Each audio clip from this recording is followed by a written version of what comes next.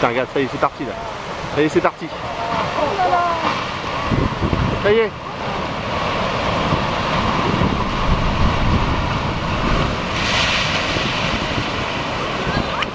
Allez, reculez les enfants.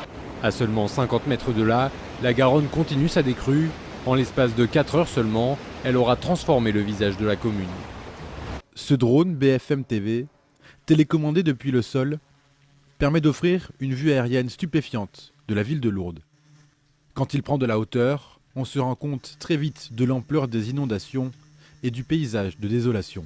Nous avons un phénomène qui conjugue à la fois des pluviométries importantes et la fonte des neiges. Nous avons un débit du Gave qui va encore augmenter dans les heures qui viennent. Donc il est possible que nous ayons un phénomène au moins semblable à celui d'octobre 2012. Vous voyez donc ces rivières toujours en crue. Pierrefitte Nestalas, c'est là où est morte noyée donc une automobiliste hier, une automobiliste qui a été emportée par les eaux. On rappelle que le bilan de ces inondations dans les Hautes-Pyrénées est lourd puisqu'on a appris, ça a d'ailleurs été confirmé par Manuel Valls sur notre antenne tout à l'heure, le décès d'un autre septuagénaire. Attends. Oh, magnifique.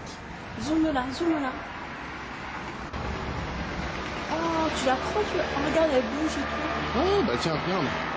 Attends. Ouais, elle descend. Elle bouge, tu vois carrément le flux, il y a 2 traits noirs de chaque côté. Oh, magnifique. Les pompiers ont perdu la vie sur cette colline à Yarnell, à 120 km au nord-ouest de Phoenix, dans l'Arizona, en essayant de contenir les flammes de cet impressionnant incendie. Les flammes continuent de progresser. L'incendie s'est déclenché il y a près de 3 jours. 4000 hectares de terrain ont déjà été brûlés. Il s'agit de la 500e éruption du volcan cette année, mais c'est l'une des plus violentes. L'éjection de la colonne de cendres a provoqué un nuage de poussière qui s'est élevé jusqu'à 5000 mètres d'altitude.